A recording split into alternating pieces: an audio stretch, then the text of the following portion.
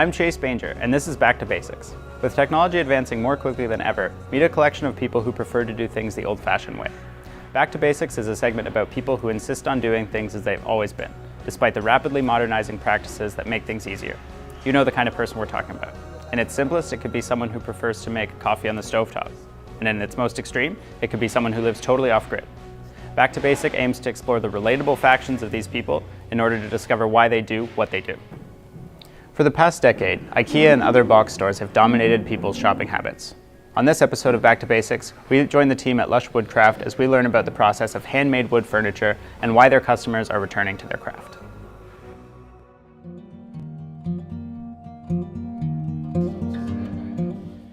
My name is Paul Nicholas. My name is Jen. My name is Katie Billow, and I'm a woodworker.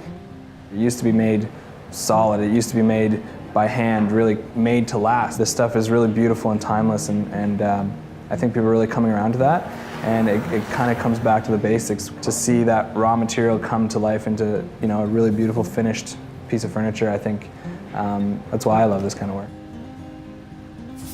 People are realizing that they hate having to buy the same thing every 3 years from a big box store because it breaks apart, and they're really seeing the value in spending a little bit of extra money and waiting that little extra time to get the perfect piece that's going to look good and last. I really think there's something cool about owning a piece of furniture that 100 years from now your great-grandkids might get to use. So I think people are really getting back to that mentality. All of our employees do this work and love this work because they have a passion for working with their hands, and really everybody here is fairly creative, so they like looking at the design and kind of scratching their heads and going, okay, how are we going to build this? And I think everybody that works here loves the creative part of it, really seeing something come together, and they're all hard workers. They all love making something and really building it from the ground up. Most of the people that work here are very passionate woodworkers and just love what they do and love creating quality, custom, one-of-a-kind pieces and working with wood.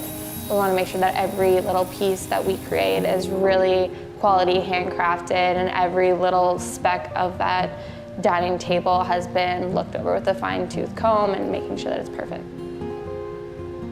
You get to start with just a doodle or a sketch or an idea in your head, and then you get to pick the wood that you want to use, you get to pick the grain direction and the colors and the cuts and everything, and then all of a sudden you have a piece of furniture that you can use.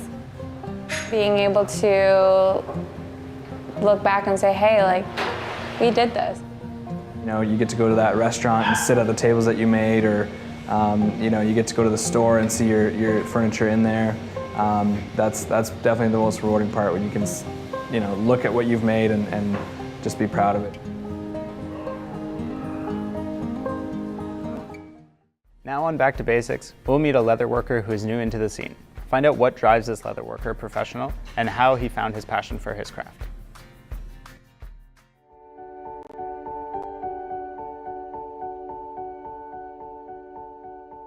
I guess I was inspired by a multitude of factors, but I really just saw the simplicity in one particular item that I got, and I was using for myself, and that kind of led me towards certain different social media outlets and YouTube tutorials, and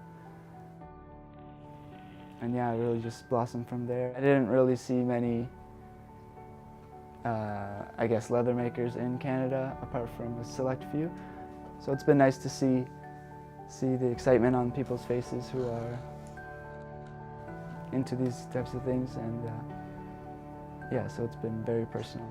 All these types of, not really industries, but facets are kind of reviving right now. It has a whole history behind it, with the craftsmen, similarly in blacksmithing and all those types of trades. I guess that kind of played a part in influencing me. I have a couple different products that Adam's made for myself. One of which is a leather-bound laptop case. It's extremely durable and although it wears with time, but it's also kind of the benefit of using leather and the characteristic it gains as you use it. I get my own creative reward when I create something from this big piece of leather and into something more complicated, stitching, gluing. With handmade leather, you can get unique pieces and custom stuff, which is kind of cool. So all of this stuff is handmade, unique, and it's something that's you want to pay some money for, especially if you're protecting something or something you want to keep for a long time. So you'd rather spend a little more and promote and support someone local rather than the big guys. And the final reward is when you can give it to a customer or a friend or somebody that will cherish it, and you can see how this item withstands the test of time and how they utilize it.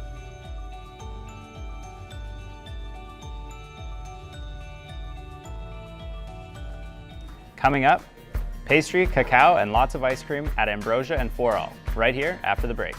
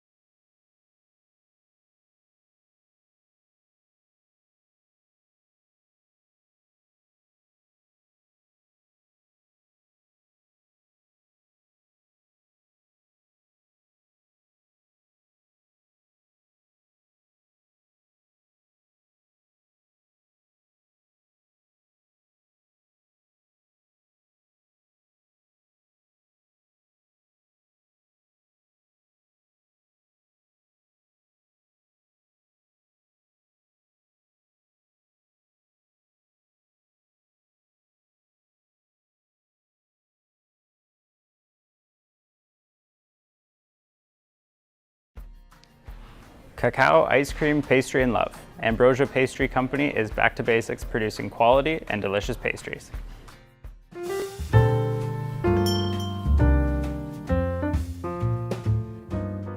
When chocolate was first introduced for consumption, it was introduced as a drink, so it's a lot different than the way that we eat chocolates now. We stone grind our chocolate, which is something that a lot of the bean to bar makers are now doing, as opposed to using large industrial machines.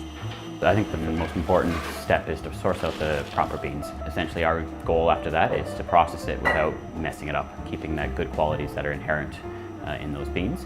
I think the big thing for us is that we're not a chocolatier, we're a chocolate maker. We actually are sourcing beans from around the world and roasting those beans, selecting a profile for them, and then grinding them down on a stone grinder to turn it into a large batch of chocolate, and then from there we then temper it into bars for consumption.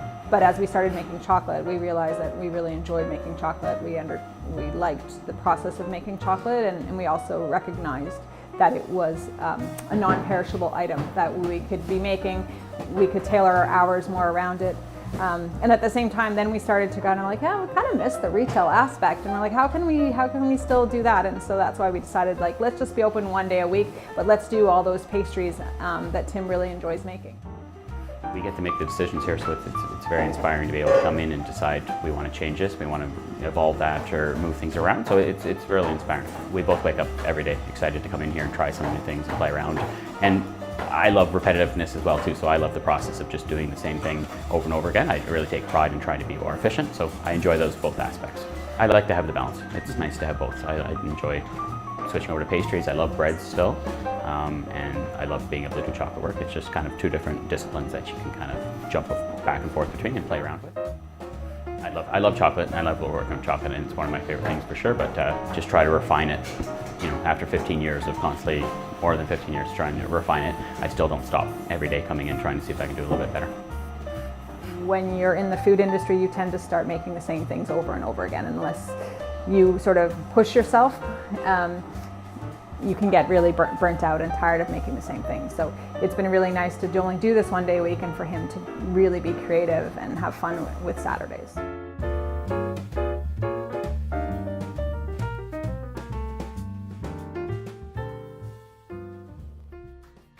Now we'll keep sweet and local when we meet this amazing dessert place. For All Ice Cream brings the idea of accessible ice cream to everybody.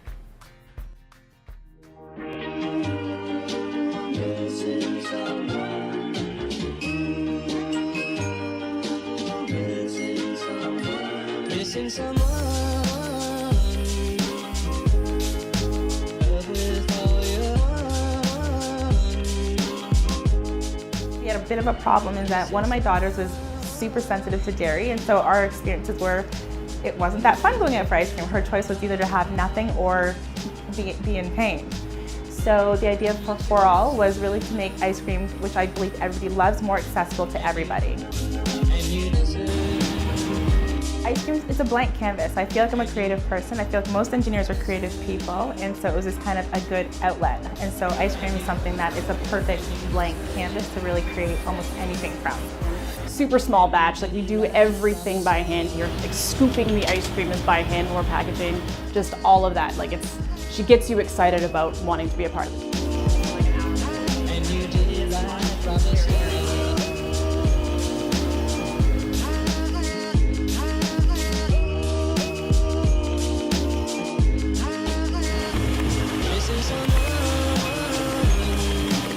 It's local, mindful, and natural.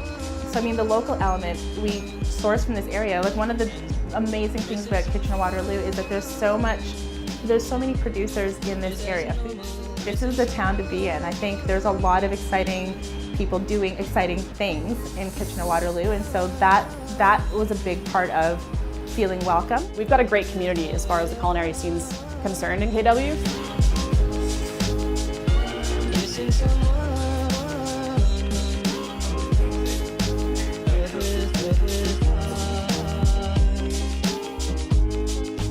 That was kind of one of the question marks, the risk that I felt I was taking is, you know, why would I make something that everybody can get elsewhere? And so for us, we had a unique take on it, made a unique spin on it, and we also, if you're following any of our social media, we love telling stories, and we like telling stories through our products, so I thought that's what really made us different. It wasn't just ice cream, there was kind of a story behind what we put forward. Coming up, have you ever heard of a farrier? Stay tuned.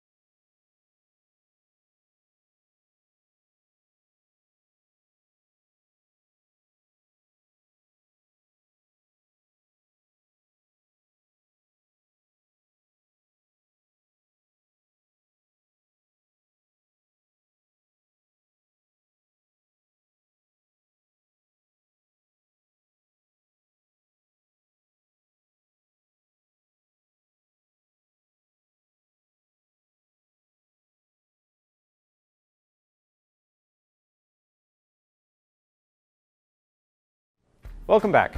Now we check out the pride and passion that goes into a trade that evolved from blacksmithing. Have you ever heard of a farrier? Giddy up as we join professional farrier Nick Vernem and ride into the world of horseshoe health.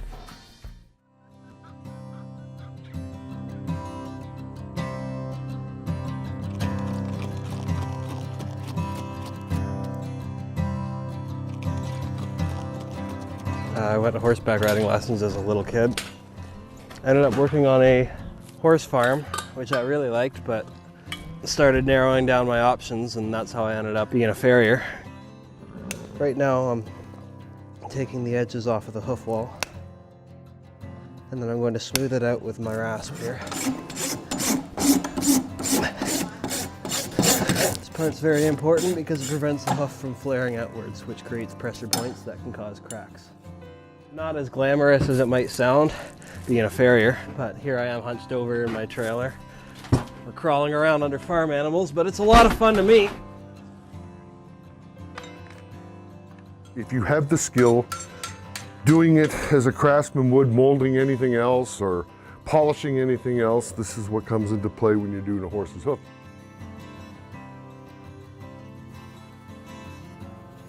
Why would you work with horses in the first place? Well, if you're a Mennonite and you live around horses because you have to, or if you're a cowboy on a working cattle farm and you use horses to work beef cattle, and if you're crazy and you like to play with horses. There's only 3 reasons to work on horses that I can think of.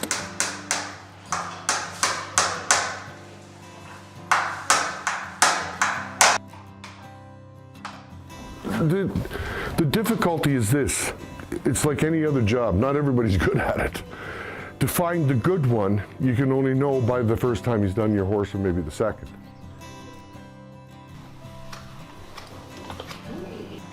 I love helping horses, and I love working with my hands. I love developing my craft and learning something new every day, and having a sense of accomplishment after everything I come back from. Being an entrepreneur is kind of an inherent part of this job too, and that's exciting and rewarding in its own way.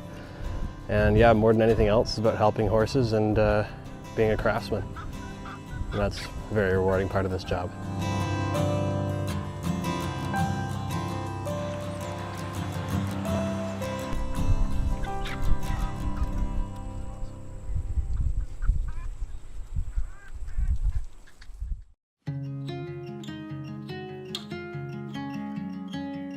I always knew this is what I wanted to do, but I think most people have the dream and they don't know how to get there. And I didn't know how to get there, and the community pushed us there. It wasn't like, yeah, I'm gonna open a bakery and then you went through the motions. It was other people coming together to make the whole process happen, and suddenly you are opening a bakery. Then people just wanted us to keep going, and then people were talking and everyone was just trying to help, and then there was this building, and then there was a loan, and then there was all these things, and then we were open, so.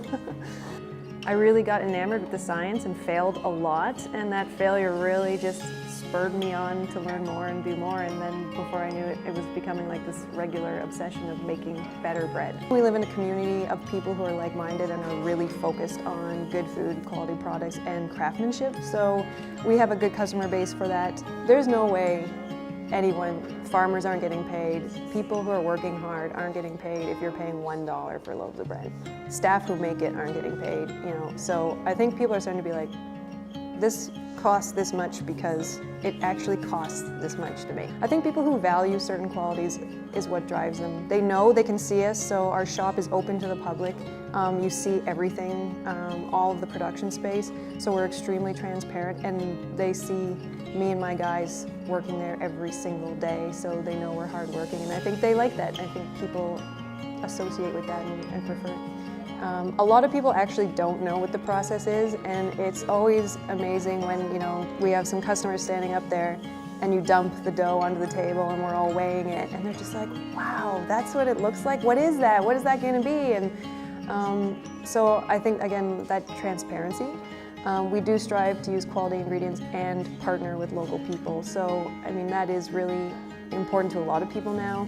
We use small suppliers who use real growing, wheat that's not built to do a certain thing. I mean, definitely when people come in and they're like, this is amazing, when people are happy with the product, but For me, it's just, I'm a busybody, and when you own your own business, you get to do everything. Like, you have to do everything. You have to be the bookkeeper, you have to be the front-facing person, you have to be the production manager. You're constantly learning. It's high stress, it's like high movement, but it just keeps you going, and it is rewarding when you collapse in the bed at night and you're just exhausted, but it's because you're working hard and people are happy. When your staff are happy, when everyone's happy, it's nice.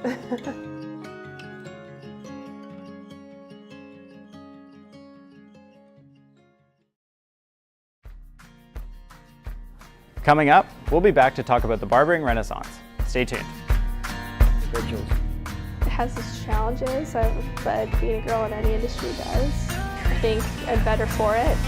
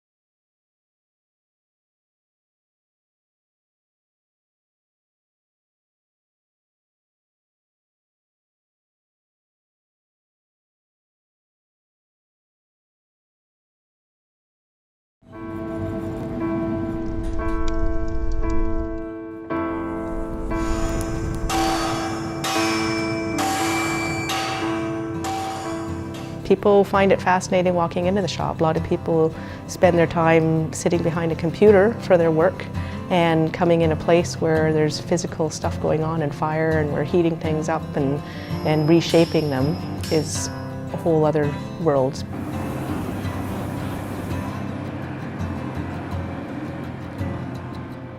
There is that kind of, mystique to it of, ooh, the blacksmith, the big hammer and the strong dude. I mean, that's a pretty common trait.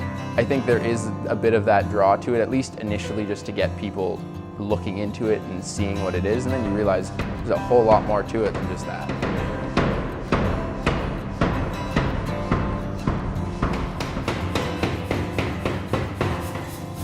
We're so used to seeing and using objects that are mass-produced, and they're all exactly the same, that there's a pendulum sort of swung the other way, and now people have a real appreciation for things that are made by hand. I think there's hopefully always going to be people who realize that they don't just want that mass-produced thing that you can go out and anywhere and buy, and you're actually going to want something made by hand that you know who actually made this thing. Really, the more you learn, the more there is to learn, and I think it's really about understanding the work and all these different aspects of the work on a whole other level.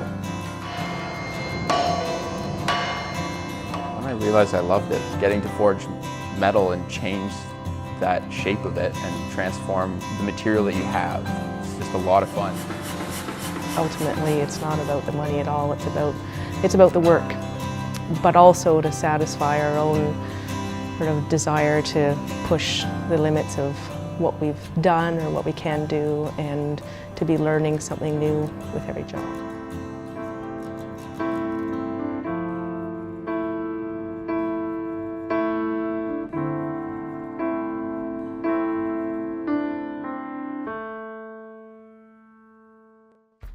For our final segment on Back to Basics, the team explores the barbering renaissance. What set the newest generation of barbers in motion? What do they have in common with their predecessors?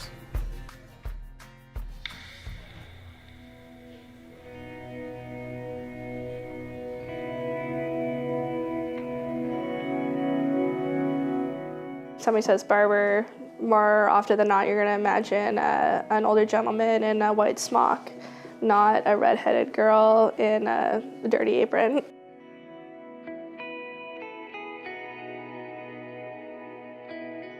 You get old school, new school, right? You get people that just like the salon atmosphere.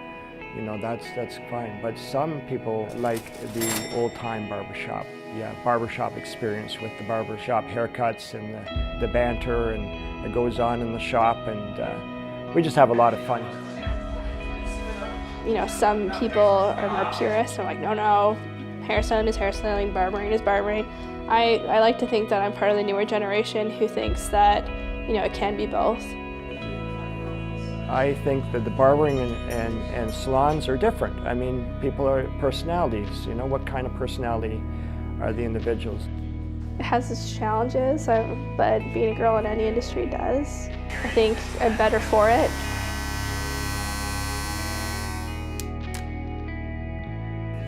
People ask me, why do I do what I do?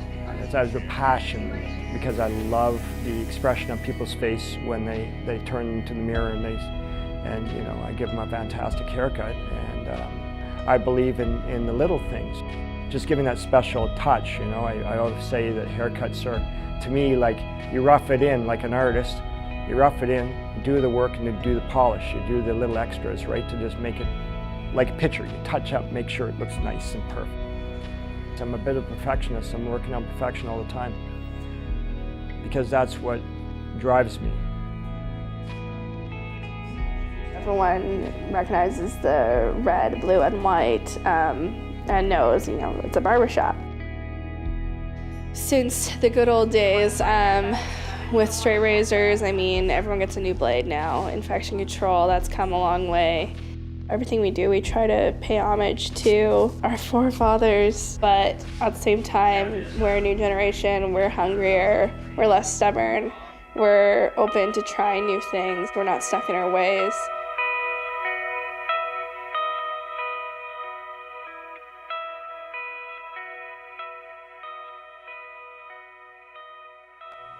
Thanks for watching Back to Basics. You can find more on ConestogaConnected.ca.